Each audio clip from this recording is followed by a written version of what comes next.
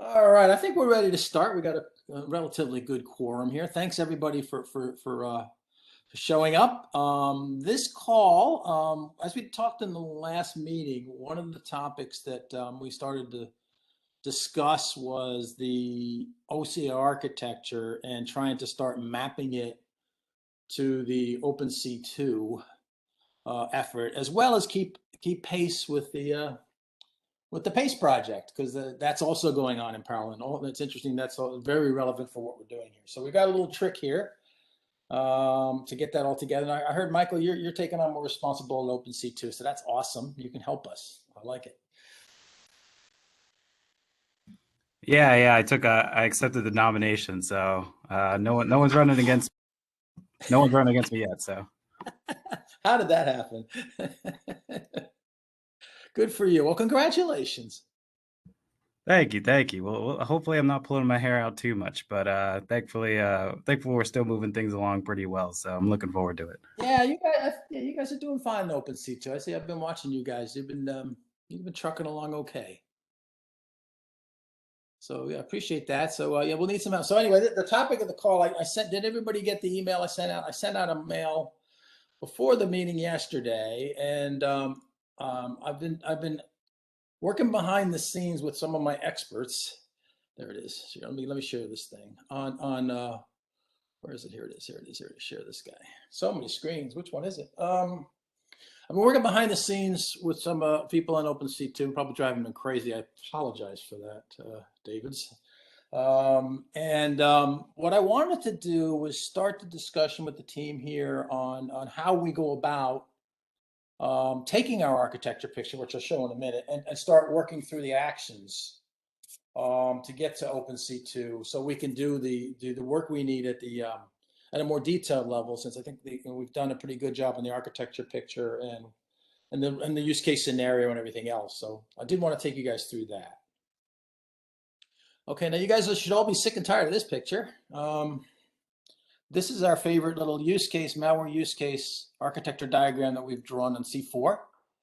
And it represented a very basic use case of malware detection and response. And we laid out some of the key components and systems. And I know it's not complete, with all the details, but it's pretty good in terms of it gives you an overview of the systems of security products and monitors and how they kind of react to a malware and what they do. So, we did try that here. We did put some things together. And we put little boxes around them, right, so we can identify some key components. Some of the boxes are not descriptive. We've talked about a little before, specifically the SIM, the SOAR, threat intelligence. They're just kind of blocks that represent, some of the actions that would be taken based on a malware detection and response. So, given that's not completely, laid out, if you will, but it conceptually gives you an idea of what those environments are and what their use cases are when they get involved in a threat. So the whole idea I have here with the group here is to, all those lines there, all those yellow, red, blue lines. I think what we want to do is map them where we can to OpenC2 command responses, right? And I'm expecting we may find some of these lines don't exist yet in OpenC2, and that's fine. We'll just have to work with the OpenC2 team to define them. So that's the intention. Does anybody have any questions of what we're trying to do as the next step? Well, let me stop there and ask. Yeah, Russ, I'm just saying, and we want to incorporate all of this into the ontology at some point. So, Absolutely. when we find gaps in definitions, we're going to roll it all into that work. So, all good. Absolutely. Yeah, we're aligned on that. Exactly. Yes, that's right, Forrest. Okay, so everybody say okay with that assumption. The other tricky piece will be the PACE guys, and they made some good initial progress. Are kind of doing the same thing. I know, David, you were doing a lot of lead work there to help them map to OpenC2, and they're obviously going to do the same thing, right? They got these red lines, for example, that I've drawn in here.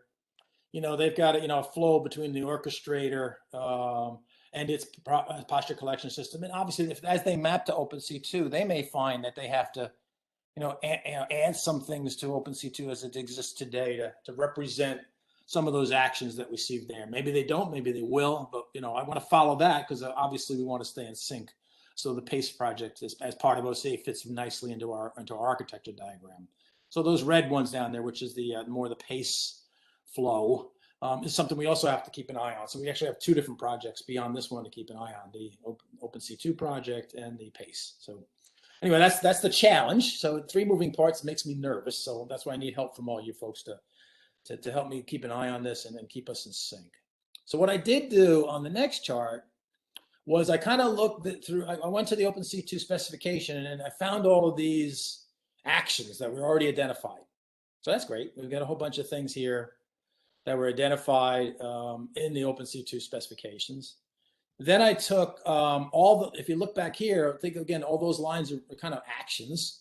And so I put a little box together on the right here. Here's the OCA actions I saw in those boxes: queries, responses, quarantines. And I was trying to map them to existing OpenC2 commands that we just had previously. And you can see I have a lot of question marks here. So I'm trying to, for those of you that know OpenC2, maybe you can help me, but I'm trying to map out what the right corollary is. And then we should change our nomenclature to match OpenC2's, I think, so we're consistent, right? So if we're not calling it, if they're calling it deny as for a quarantine or a block, then maybe that's what we should call it and not have 2 different ones. But I did want to map the, what we have in our architecture diagrams, recalibrate it to what OpenC2 has, and then work from there. So any comments from anybody that knows OpenC2 and help me with the question mark ones? I have to admit, I'm not familiar with OpenC2, but just looking at the mappings back and forth, I'm kind of wondering if there's some fundamental differences here, because it looks like what we're saying is OCA is, more synchronous, query response, those two are linked.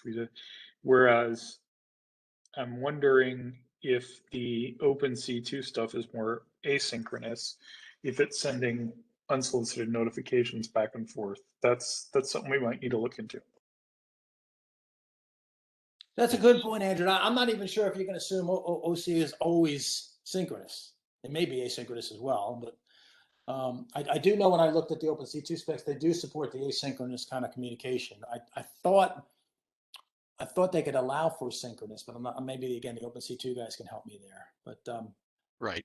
Yeah. So OpenC2 is normally synchronous. So we've got a request and a response, that are synchronous. And we have built into the language a notification, but we don't have any firm use cases for events or notifications yet.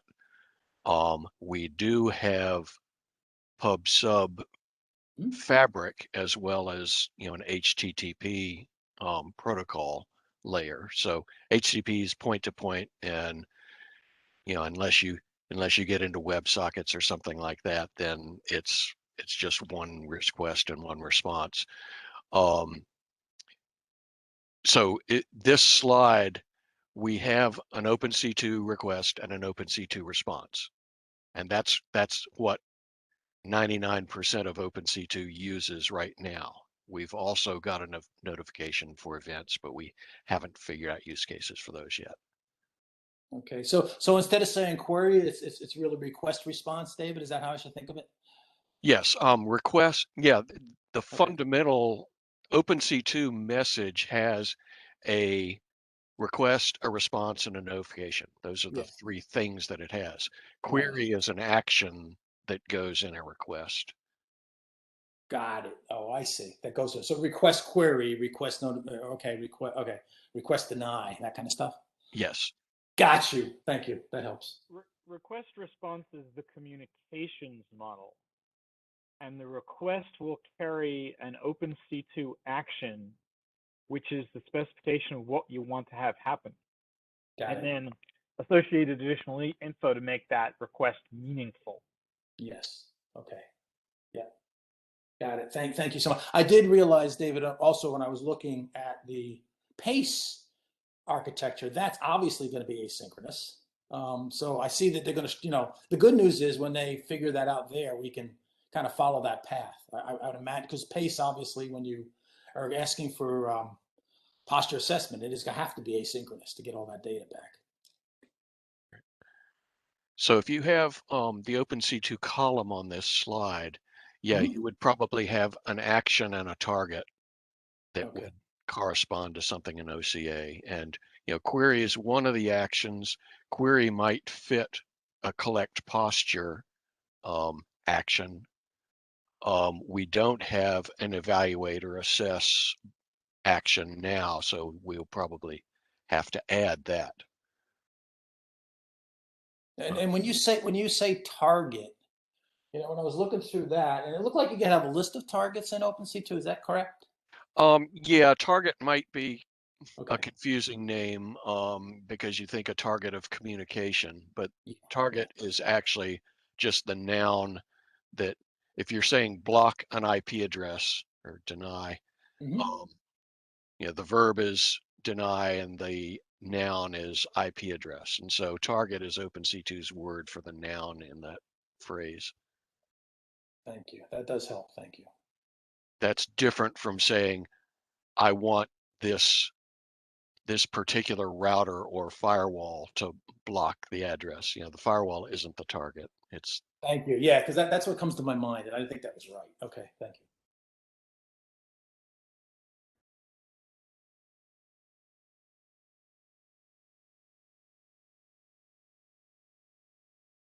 So other than that, is these other question marks I have in here, do they map properly? Do I again? I guess I missed the action part, so I got to put that in there, right? So request in front of these things, right? And then it'd be request query, request notification, request deny, request start.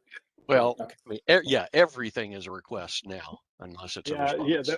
That might be pedantically correct and ridiculously noisy in terms of communication about what's really. Okay. So, All right. So is it okay if I shorthand it like this? I think action target is more useful than request action. Makes sense. Yeah.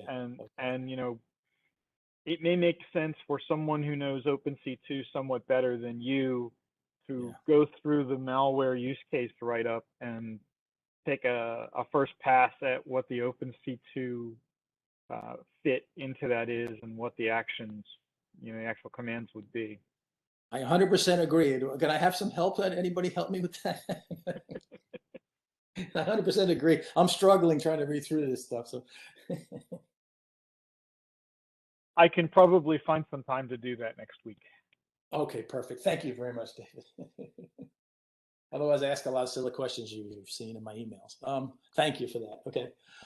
So go ahead. For quarantine, we do have a contain verb, a contain action. So that's probably what that would go to. Perfect.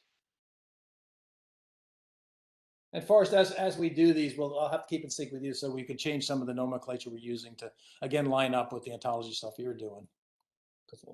I just think it makes sense that we just align to OpenC2 where it makes sense. Sure. I mean, it shouldn't be too hard to align and just capture the term and definition and just figure out where it fits. Yes. Yes. Yeah. Cool. Okay, so that's where I started anyway. So again, the good news is our use case was relatively straightforward. So I like this fact that I know we can get to know more levels of details, and I've talked to several of you about that for their architecture, and I do want to get there, but I kind of like the fact that we've got a limited set here to start with to get our feet wet and kind of get our understanding of how this works, and then we can evolve with more detail. I'm perfectly fine with that, but I kind of like having this level of only a few things to figure out how to map and then work our way through it. If you guys are all okay with that approach, otherwise I just kind of get confused with so many different things.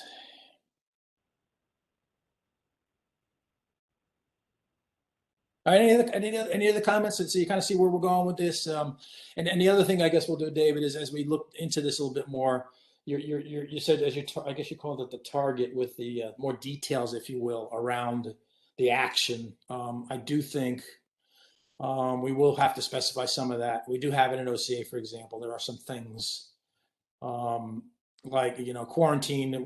For example, one of the quarantines meant the device itself. The other one meant isolate a file. So even though we were kind of a little sloppy on that, we probably want to get a little crisper and make sure that we've got the right details, because that'll be important for making sure we have the right target information in OpenC2, I think.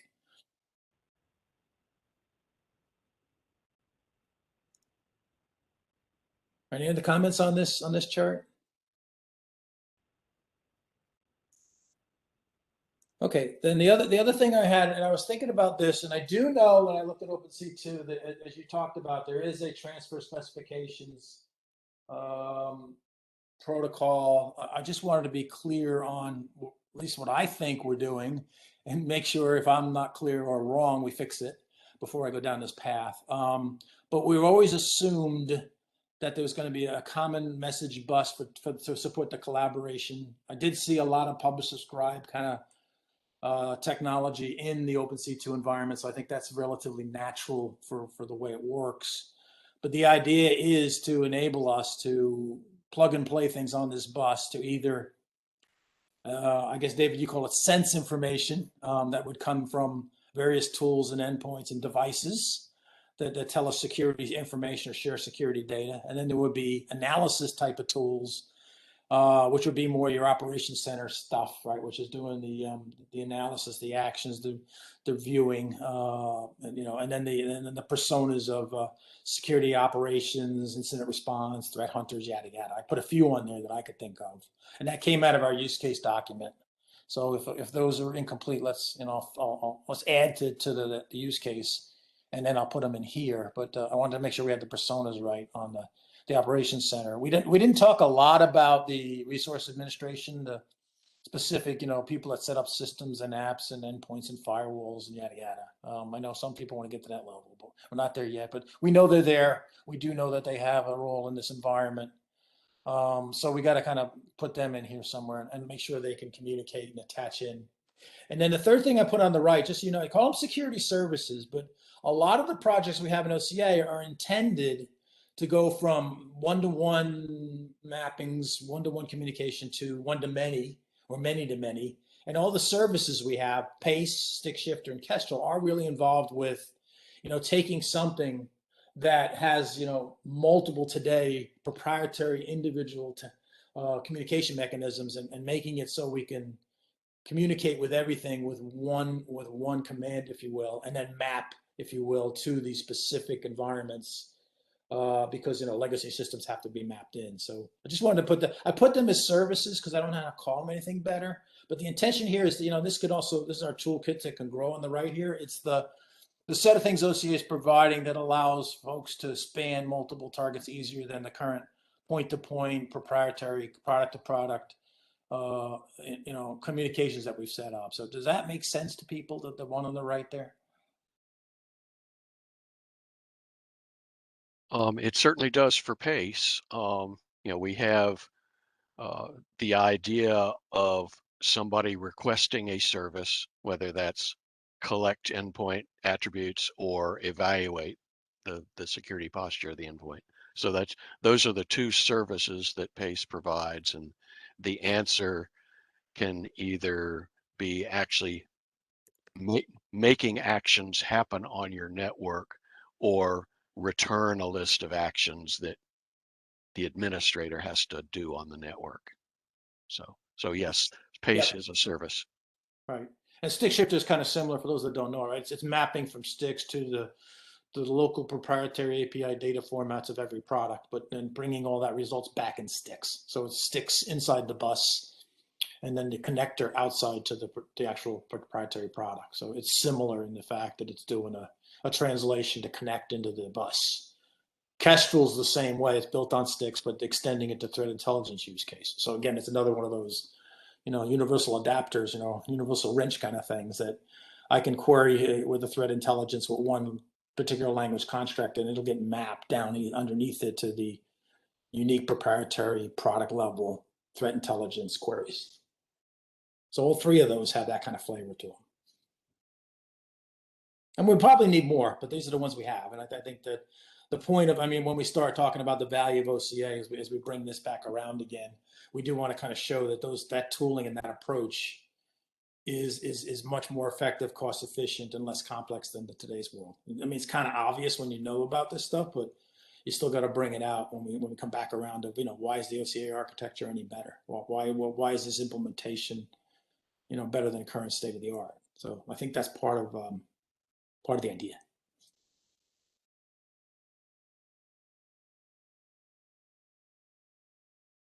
Okay, any other comments on that? But I tried to draw this picture just to remind me, because I think we will have to start looking at the message bus and the technologies. And I see somebody was saying, we could use OpenDXL, obviously, certainly could, for the actual communication engine underneath this thing. But we still got to have to do what I think that the OpenCU2 is doing, is specifying the right topics, right, the right capabilities of things that are going to be published, what they can and can't do. And I think OpenCU2 has that notion in it. I haven't got to that level of detail looking at that spec, but it seemed to. Is that right? Yes. Our MQTT transfer spec, which Oasis currently has out for public review, and the link's in the chat for anyone who cares to read it and give us feedback. Public review is open for about another 6 days. Defines a default topic structure, how you plug an OpenCU2 message in as an MQTT payload, so on and so forth. That'd be great. Okay. I'm the editor on that spec, so I know it pretty well. That makes us lucky, Dave. Thank you. No, that's excellent. So I think those concepts will all ring true. And I think, and I'll make your advice there as well, as what, as we bring our communications, through the OpenCU2 environment, what do we need to do to extend, if we need to extend, where, and what kind of, things do we need to worry about and help define, to round out, what we're trying to do here, if anything. I mean, we maybe not have to do anything, but I'm guessing we do have to do some things. I guess everybody thinks that their own interest is the center of the universe and everything else is arranged around it. But it's always seemed to me that putting the message bus as a big component in the architecture, it used to be a big bar in the center of the previous OCA architecture, and now it's a big oval. Like Dave said, we had publish, subscribe, a fabric for your message bus, and you've also got your topics. Yep. And it's the services and the operations people and the security tools that are defining what they subscribe to and all of that. And the message bus is a mechanism for making things get from here to there, but it's all of those other things on the outside that decide what topics to publish to, or what service to do a synchronous request response with. And so I'd just be happier if the message bus was smaller. Just a way of getting things from here to there. It isn't a service. Right. Yeah, I'm with you. Yeah, I only made it large because I was trying to make sure it touched all of the different pieces. That was the only reason I did that. I could bring the pieces closer together. Right. And then the other thing I know we'll need to think about, especially in today's zero trust world, is the authentication or authorization of data across the bus. Do you guys get into that all at OpenCU2? I haven't got to that level yet, but that's something we have to worry about.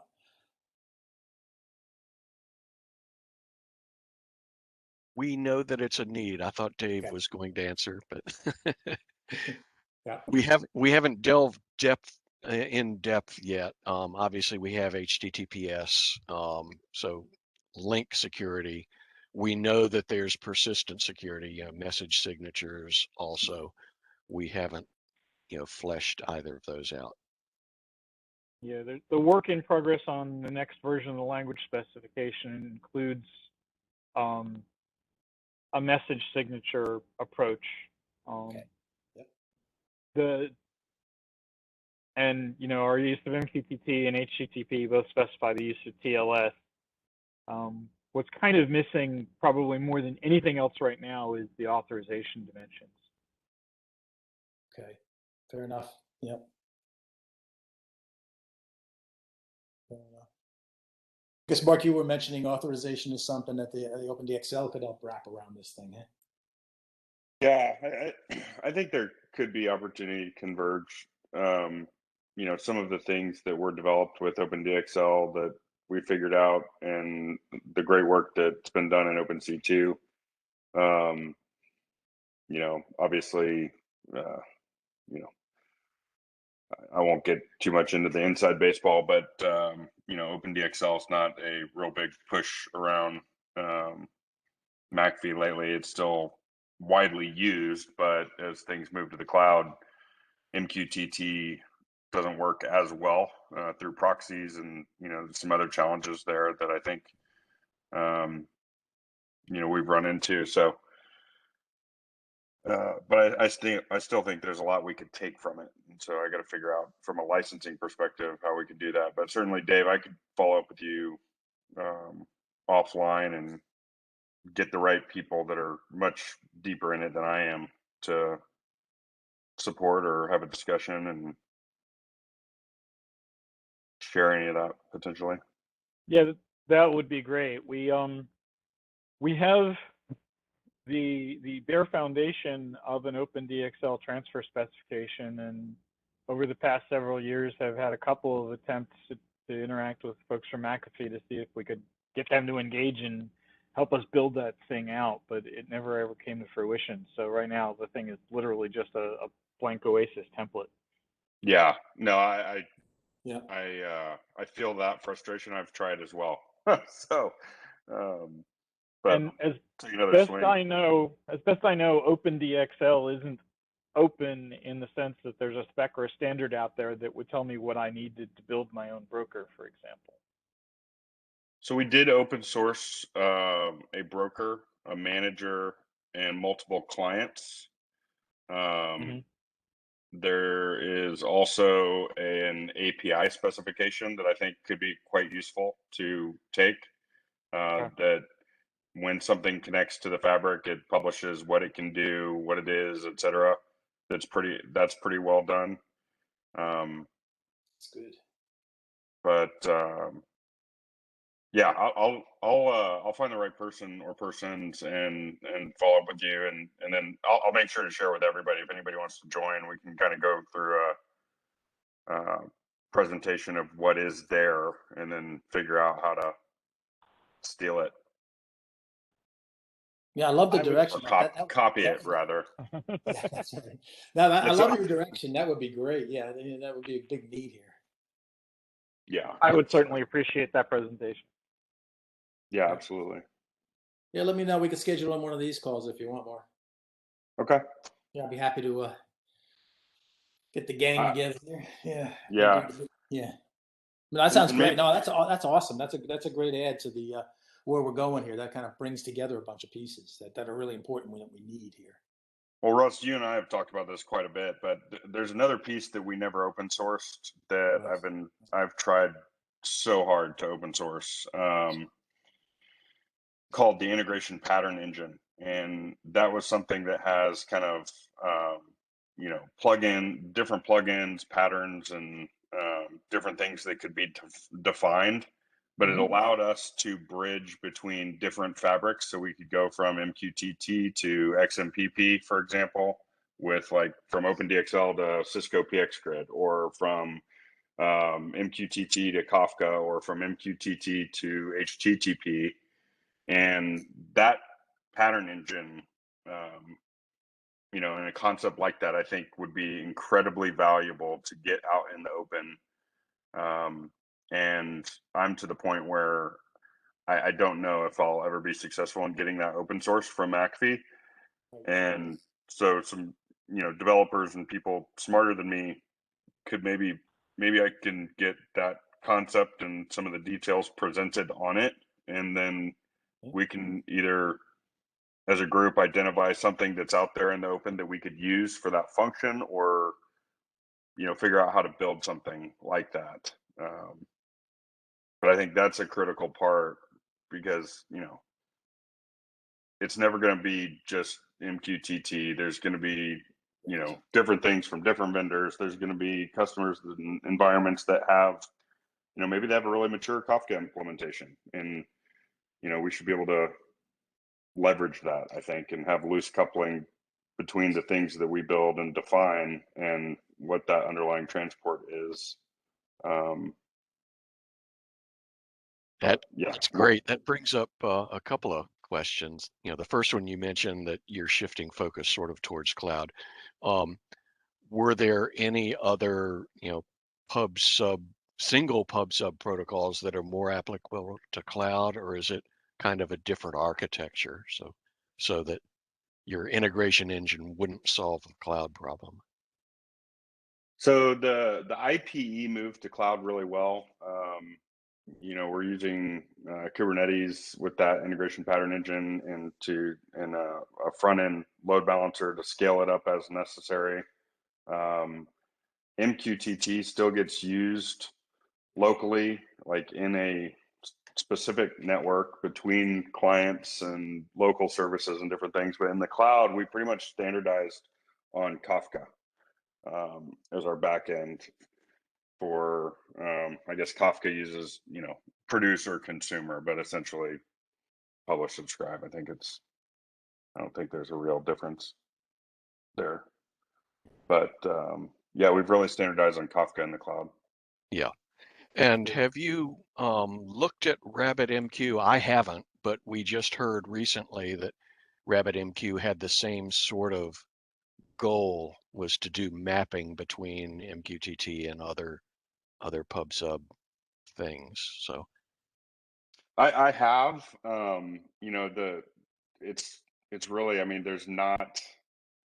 they've done a few things, and I can't remember off the top of my head. I've got a slide somewhere that kind of breaks these different things down. I'll dig it up and share with everybody if I can find it. But there were some things that they did really well, and then there's some other things that were shortcomings versus, you know, MQTT. And then with OpenDXL specifically, there was a bunch of, you know, some of the security stuff that we fixed, the topic authorization layer, you know, who's allowed to publish, who's allowed to subscribe. That we spent a lot of time on. We added WebSockets to the brokers, you know, in order to help scale up the number of concurrent client connections to a broker. You know, there's a bunch of stuff like that we kind of learned as we went, but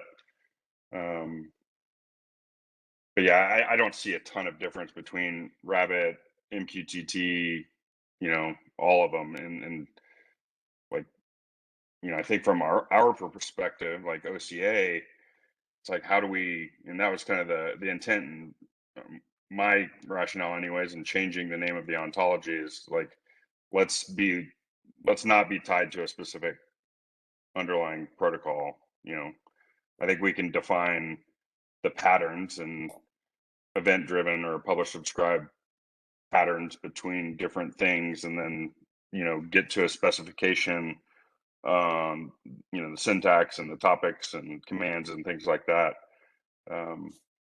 And certainly we can pick any one of these and use it as a prototype or a reference implementation.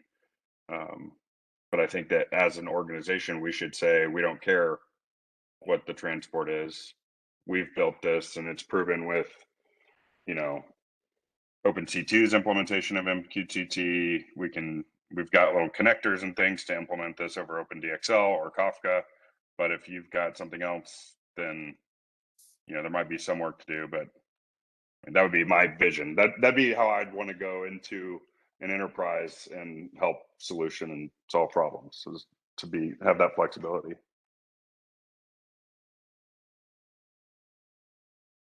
great. In fact, I vaguely remember, Mark, also at the last Plug Fest, didn't you have somebody do Yeah, didn't you? Yeah, somebody did something over OpenC2 connecting to OpenDXL, didn't they? yep, absolutely. Yeah, I think Yeah.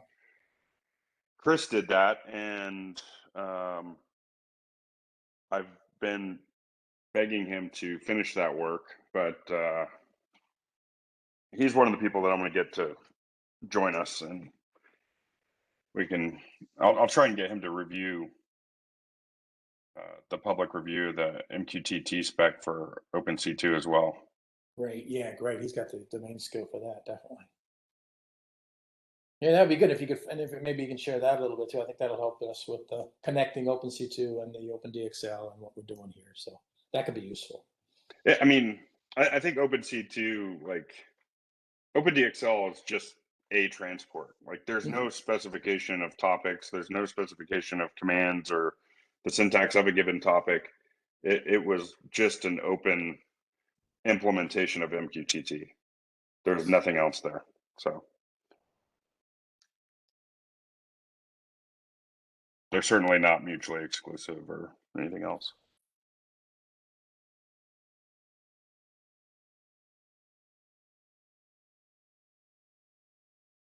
Okay, any other comments on that topic?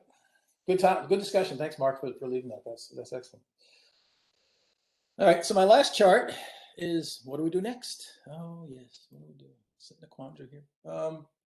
I love talking to OpenC2. They always talk to me about actuators. I still haven't figured out what they are. That's just me being dumb. But I think I'll need some help conceptually with actuators and how I'd kind of lay out what we need to do in OCA. I imagine we need to probably propose some actuators. I'm not sure, but I just don't have enough understanding of them to figure out how do I take my nice OCA architecture diagram and distill it into, well, we need to work on actuators. Dave and I can clarify that right now. Okay.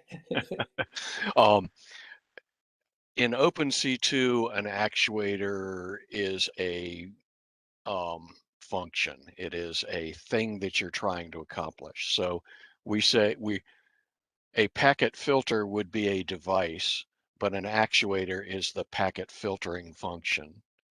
So if you write a single profile to do packet filtering, it should be applicable to, your Windows firewall or IP tables or whatever device you have on your network.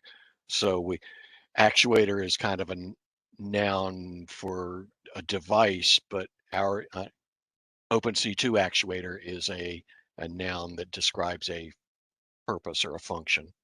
So thank you for that. So if I go back here again in our fandancy pictures, a function to me, for example, be query device, quarantine device. Would that be a function? No, well, I mean, unless you had a quarantining product, so I know that they have, debt chambers and things like that. So, a debt chamber would have a isolation function or a quarantining function. And so Right. quarantining would be what you'd write an actuator profile. Some of these to me, David, would be almost logical function devices. You know what I mean? Yes. Things can. Yeah. Yeah. Is that fair to call a quote unquote logical device an actuator? If you make a distinction between that and a virtual device. Oh, that's a good point. Yeah. Okay.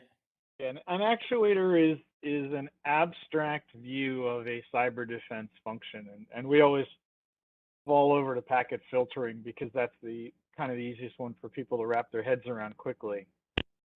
We have, I don't know, somewhere between 5 and 10 actuator profiles that are under development.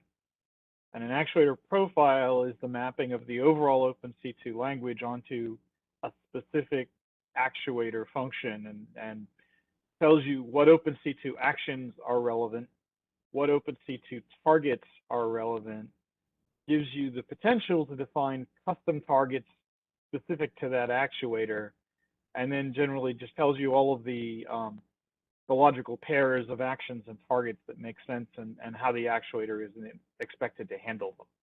I see. We've got we've got actuator profiles under development for controlling honeypots, for interacting with endpoint detection and response agents, for retrieval of software bill of materials. Those are the ones that pop to mind at present. But actuator profiles are where the OpenC2 language meets the road, or the rubber meets the road, right? Because the language is general and a little bit abstract, And the actuator is where you get specific about, here are the things I want to be able to do, and here's what it takes to do them. That's very helpful. So let me give you a question on that then. You guys use the term orchestrator all the time. Would that have an actuator? Because it does So- functions. An orchestrator, the other terms that we use that are relevant here are OpenC2 producer and consumer.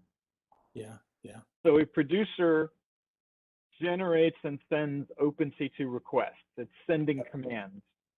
And it accepts responses from the actuators to which it sent commands. Right. And actuators accept OpenC2 requests and send OpenC2 responses.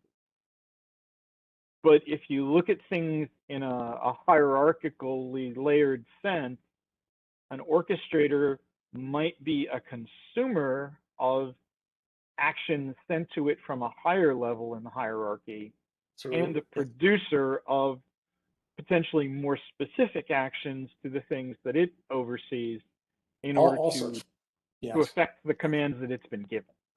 yes, yes.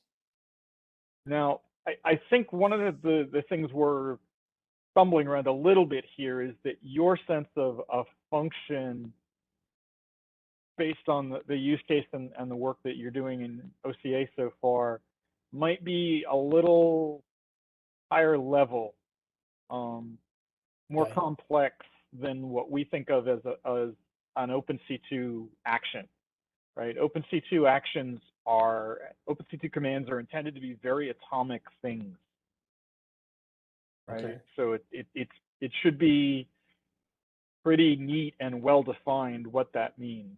Right? So I think that may be where you've stumbled a little bit with your attempt at the mapping, is thinking at a different level of abstraction. Probably true. So, but I could use a hand if you guys that are OpenC2 knowledgeable and understand the actuator concept better. Look, staring at this picture and telling me what you think are actuators that we need to build because of this. That would help me. I don't know what they are.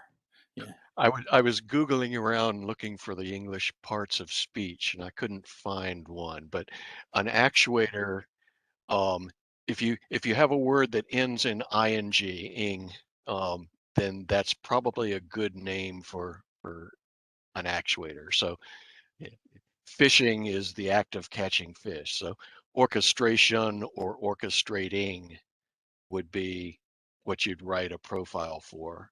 So Okay. if you can make it into an ing word, then that's probably a Oh, good I could do name. that. Okay, that helps. That helps. That helps. Because I think Would you know. another Yeah, go ahead. would another way to think of an actuator be like an invoker? I mean, so given a message on a topic I the think it's an actuator is subscribing to, it then could turn around and invoke an API to execute that command. In that sense, yeah. Yes, I would agree with that. Yeah, I think of actuator as an invoke E, right? Well, and that was my initial reaction to Mark's comment, but the way he just described it, I would agree with his characterization, right? Because if you think of OpenC2 as a product manufacturer implementation agnostic way of saying, I want to do X, and then the actuator translates X into McAfee does it this way, Broadcom does it that way, IP tables does it this other way. Yeah, it's an invoker in that sense. Mm-hmm. Mm-hmm. Okay.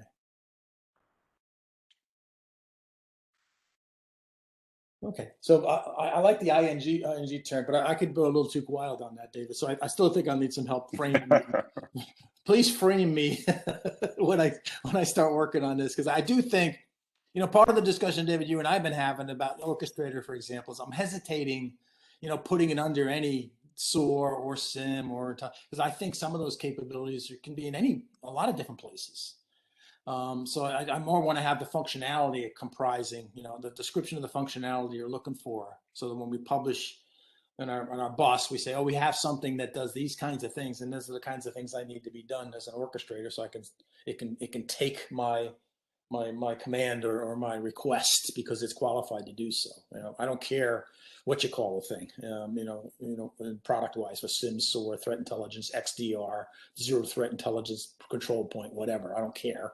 I just want to get the capability done. So I'm trying to stay away from putting functions with products, and provide more of the functionality I need to get the job done. Right. And like Dave Lemire said earlier, we tried to make it pretty Okay. narrow. Okay. And so the idea is that you would have a product or a device that would do many functions. Yep. So, if you had a set-top box, it could do encrypting, and it could also, do streaming. And so you would have separate descriptions of those functions, and then Yes. a single Yes. device would do lots of functions. And I'm sure Exactly. something that's sold as a SIEM or SIM would do a bunch of functions if we tried to break it down. Okay. And I think that's going to be the case for a lot of the things that we're describing, that there will be multiple capabilities it does, like you just described in the set-top box for some of these. So I do want to try and figure out how to capture that properly. And that way, when we do the architecture, we kind of understand the capabilities and the abilities of the things that are in the communication environment. All right, so I'll need help with that. Mapping to commands and response. I think, Dave, you're going to help me with that one. Thank you very much. Mark, if you could help me with this, I think you're the best knowledgeable guy on this stuff with the communications layer pub sub stuff. And if we could just follow up with some. Oh, I don't know about that. Yes, I know enough to be dangerous, but it's better than me. Well, that's my level of knowledge, and I wrote a spec about it. So hey, you go. You go. Don't let that stop you, right? So yeah, maybe you and Dave. But if you guys could, maybe the next step we can take a look at some of the stuff that you were mentioning, Mark, that could help us kind of see what we have in the knowledge base of the group on this topic. I think that would be awesome. Yeah. I think at a high level, I'll just throw this out there, see if anybody disagrees. But I think what we want to do is just fully embrace OpenC2 for everything that OpenC2 covers. Mm-hmm. We'll come up with things that we could, we think could extend it, and give that back to Right. Perfect. the OpenC2 team. And, I don't, somebody correct me if I'm wrong, but OpenC2, if kept narrow and its kind of defined scope as command and control, like there are going to be limits, and there are going to be other things in the ontology that we develop and other patterns, I guess, that are beyond that scope. But there's no reason that OpenC2 shouldn't cover, like we shouldn't just adopt it for everything that it does cover fully. Well, that was my intention. But yeah, anybody have any comments on that?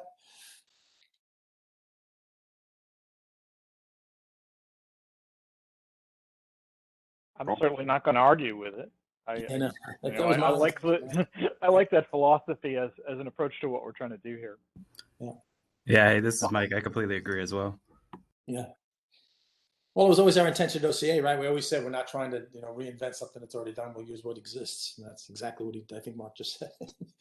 Yeah, we got to. I think OCA, we got to figure out the glue that brings all these things together. Yep. Yeah, and I think this will lead us down that road. And then the other two, I'm going to work with Adam and crew on the synced with pace. I'm just going to keep an eye on that project. David, thank you for sending me the stuff. I did look through some of the material in the GitHub. There is, FYI, for those of you who don't know, there is an OCA GitHub for pace out there. It's just starting. David's been putting some stuff out there I found very helpful. I was reading through it the other day. Just FYI, but I'll just keep an eye on that. So that one's not as important. I just want to put that there as, it's important that we sync with pace, and pace is going through a similar thing of, mapping to OpenC2. So I think, as we work with them in parallel, we'll just keep an eye on that. And then as they evolve, we'll have to evolve our architecture. My intent here was whatever pace needs to do to get their job done, do it. And then we'll just kind of adapt from there versus trying to, set it up so that we're defining what pace needs to do. That doesn't seem backwards to me. So anyway, I'm intent to just follow them, and we'll just, we'll bring that in, and we'll bring that into the architecture as that work gets done. So that was my intention. Unless anybody else has any issues with that, are you okay with that approach? That one we'll just kind of watch and monitor and reflect back. I think that's a rational approach given where we're at with pace right now. Yeah. Okay. Fair enough. Well, keep sharing those documents. That did help me. It got me some thinking about some of the diagrams you had out there on how we need to, in parallel what we're doing. There's some things that you guys are doing. I think we need to do something similar. So I'm just trying to parallel it where appropriate. So that's awesome. Yeah. And Okay. from the government, we're sort of, driven by the executive order on trying to improve network security. And so that's kind of a big focus now, and one of the reasons we're looking at pace. So if OCA had, a way of proactively securing networks or securing networks as a response to threat indicators, that's where pace would fit in. Right. Good. Good. Sounds good. Okay, and just FYI, so that's the end of my agenda. The other FYI is I did form another work group to look at zero trust, which is meeting the first week in October. For those of you who didn't get the email, let me know and I'll send it to you. But we're going to kick off a discussion on that particular topic, which, by the way, I think PACE could actually be very helpful too. But we will kick off as a separate group. I think it's on Mondays. I think it's what the Doodle poll came out at. But if you don't know about it and want to play, I think I sent out an invitation on our email, but if you missed it or I screwed it up, just send me an email. I'll get you on the list. But our first meeting is until October the 4th or something. First Monday in October is when our first call is. It's October 4th. Thank you very much. Thank you very much. October 4th. Okay, anything? That's the end of my agenda. I hope you guys found that helpful, but I was very worried about this week trying to figure this stuff out, but I think we've got a good start on how we want to just move forward here. So I'm pretty happy with that. Any comments or any topics anybody wants to bring up?